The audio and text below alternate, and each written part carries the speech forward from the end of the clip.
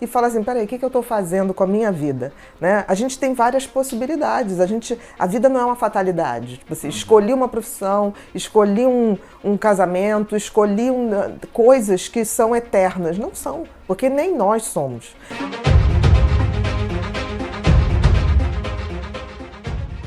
Eu acho que ressignificar a vida era algo que a gente devia fazer sempre, né? Assim, ver se a gente está indo no caminho certo e ver o que a gente está deixando pelo meio do caminho. Porque tem uma coisa que acontece com o ser humano, nós somos os únicos animais que temos uma noção exata de que vamos morrer, né? Que a gente tem uma data, a gente sabe a data de chegada, mas a gente não sabe a data de saída. O que acontece é que para a gente viver, é como se o cérebro tirasse essa informação de que a gente é finito, de que a gente vai morrer. É por isso que a gente vive não pensando na morte. E a gente vai fazendo projetos, a gente faz projetos para meses, para anos, para uma vida inteira. É uma certa, como é que eu vou dizer, uma proteção, né, que o cérebro faz no sentido da gente ir vivendo para a gente não ficar com aquela coisa mórbida de pensar que tem um fim. Por um lado, isso deixa a gente viver a vida muito mais solto, mais leve, poder de fato fazer planos sem estar pensando nessa sombra, digamos assim. Mas também faz com que a gente deixe de ter isso, que é ressignificar a vida, que é redimensionar a vida, que é absolutamente importante. Porque assim, a gente pode viver várias vidas numa mesma vida. Do momento que a gente para e fala assim, peraí, o que eu estou fazendo com a minha vida? Né? A gente tem várias possibilidades, a vida não é uma fatalidade. Tipo assim, escolhi uma profissão, escolhi um casamento, escolhi coisas que são eternas. Não são, porque nem nós somos. Então, assim, é bem comum que as pessoas façam esse processo de reavaliação quando elas se deparam com alguma coisa que deixe muito claro a sua finitude. Então, assim, em coisas trágicas, em que as pessoas perdem tudo, ou vivenciam uma situação de muita dor, uma tragédia coletiva, né, como um desabamento, como enchentes, isso ocorre muito, que é tipo assim, o que resta, o que eu vou fazer da minha vida?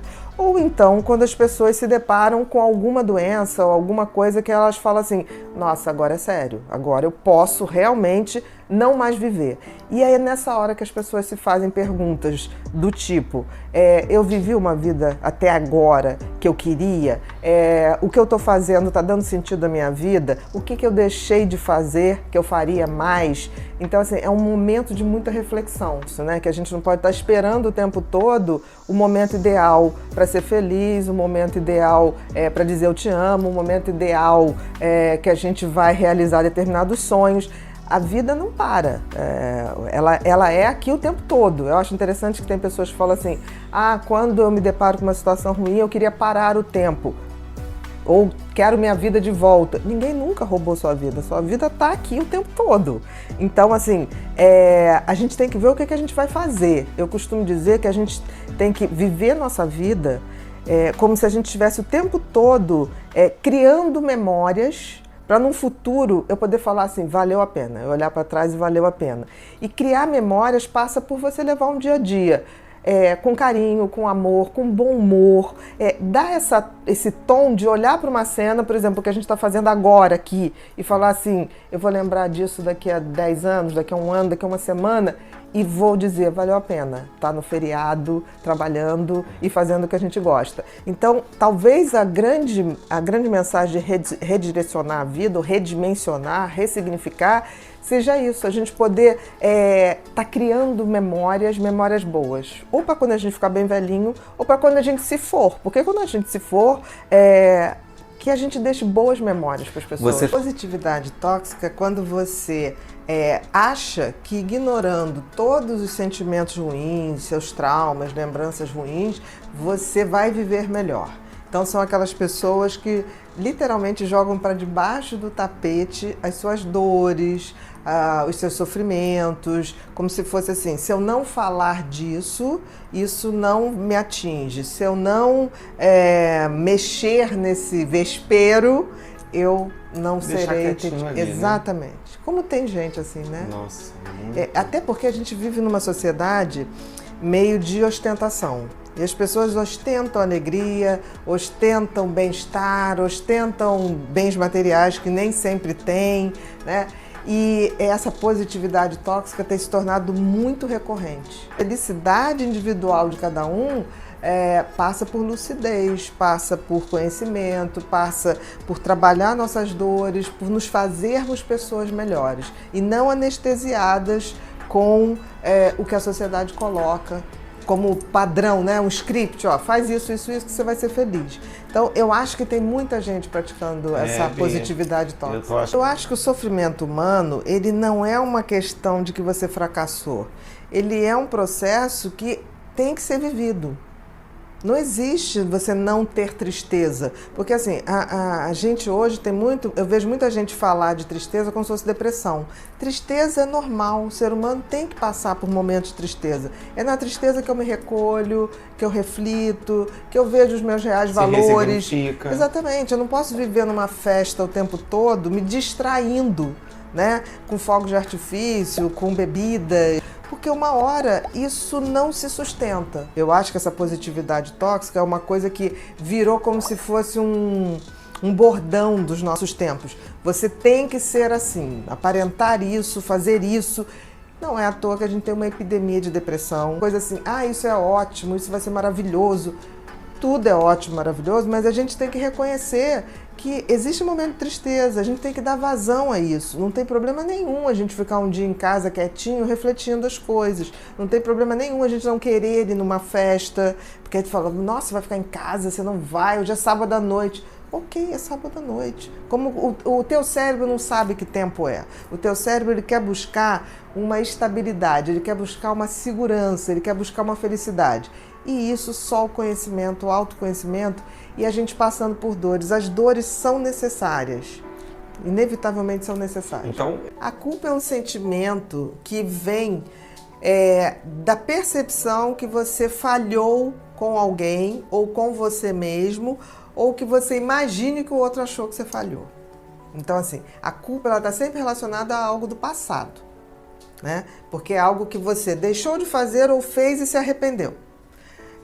Então é um sentimento. Sentimento é sempre um pensamento que vem de uma emoção. Então você tem a emoção de ter falhado. Então você tem um sentimento de culpa. A gente tem que ver, porque assim, tem gente que sente culpa de coisas reais, de ter feito uma coisa que se arrepende e sente culpa.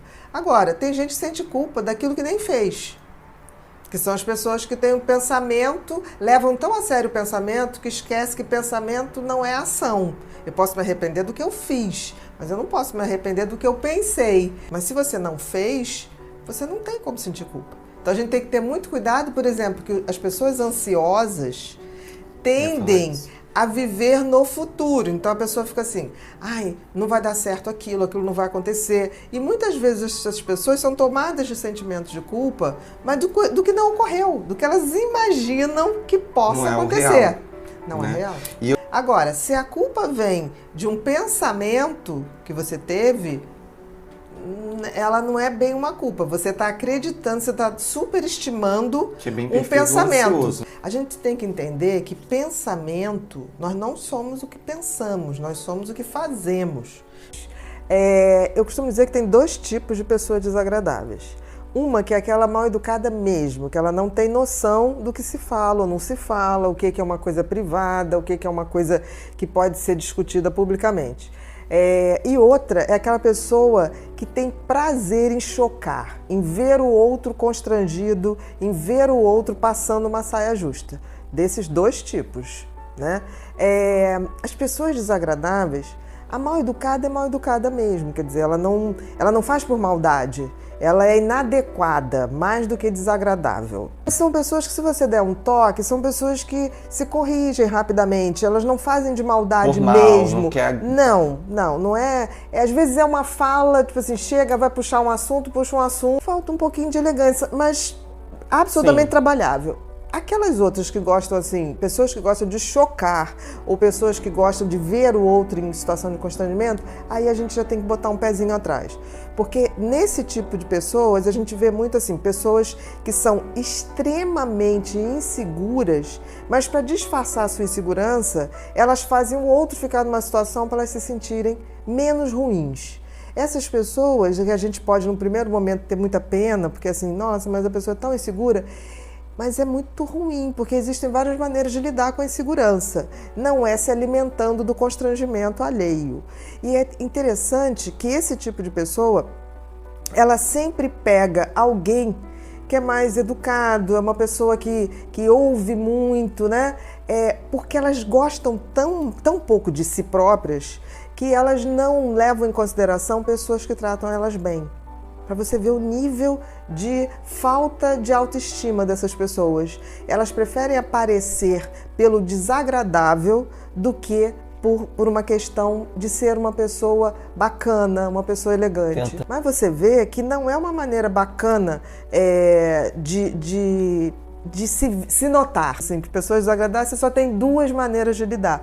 Ou você ouve e faz a egípcia, calada, para assim, não dá ibope, não passa aquela informação, se você não puder, né, sair, né, você não alimenta.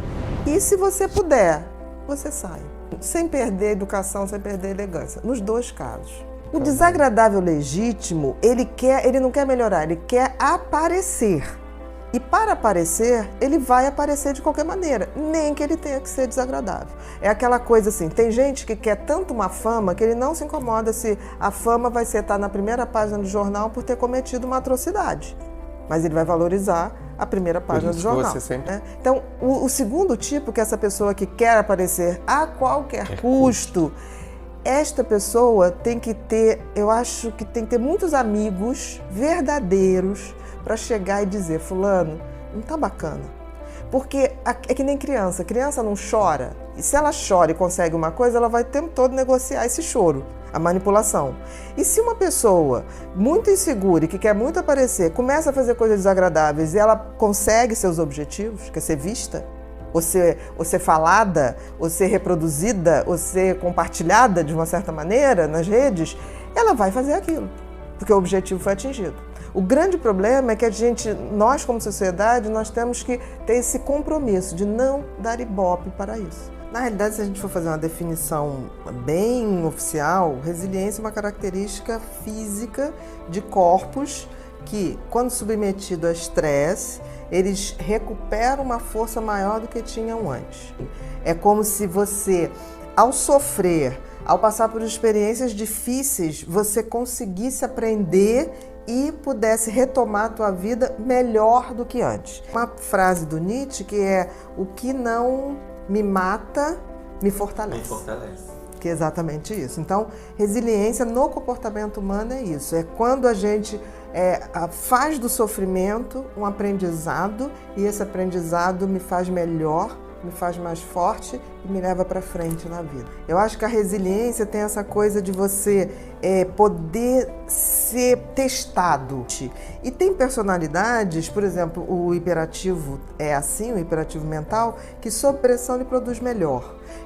Tem algumas personalidades sob pressão se produz mesmo. Por quê? Ou os muito emotivos. Porque sob pressão você aumenta a descarga de adrenalina, você aumenta a descarga de noradrenalina e às vezes dopamina. E elas tornam o cérebro mais atento, mais desperto. E essas pessoas que têm essa responsabilidade com os outros são as mais resilientes. São as pessoas que se refazem a partir das dores, do sofrimento e encaram sempre a sua missão, suas tarefas com muita responsabilidade. Eu acho que as pessoas, aquela pessoa que se faz, que incorpora, veste o papel de vítima, eu acho que ela tem pavor da resiliência. Porque a resiliência é você sofrer, transformar sofrimento em ação e ser uma pessoa melhor.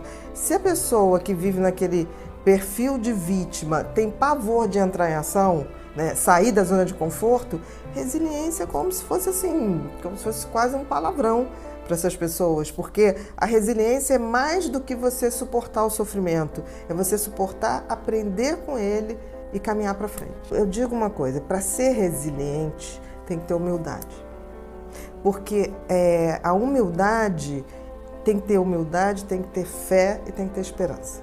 A humildade é que dá pra gente aquela coisa assim, eu tô sofrendo, mas isso vai passar.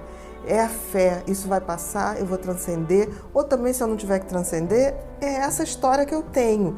Não faz você se revoltar, não faz você nada disso, você aceita o que a vida te traz e você faz o melhor. As dores são necessárias. Inevitavelmente são necessárias. Então, a gente não pode mergulhar na tristeza, a gente não pode gozar com a tristeza, mas a gente tem que ter a tristeza para ser o contraponto do momento de alegria.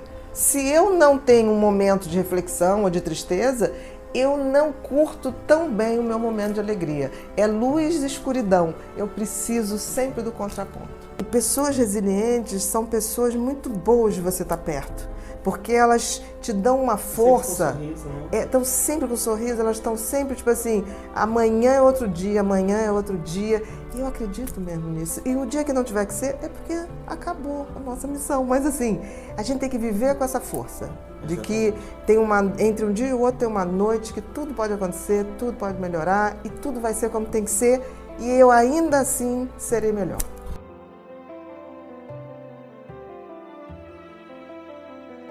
Já pensou em ter uma biblioteca de livros online? Onde você pode acessar diversos livros, temas e autores.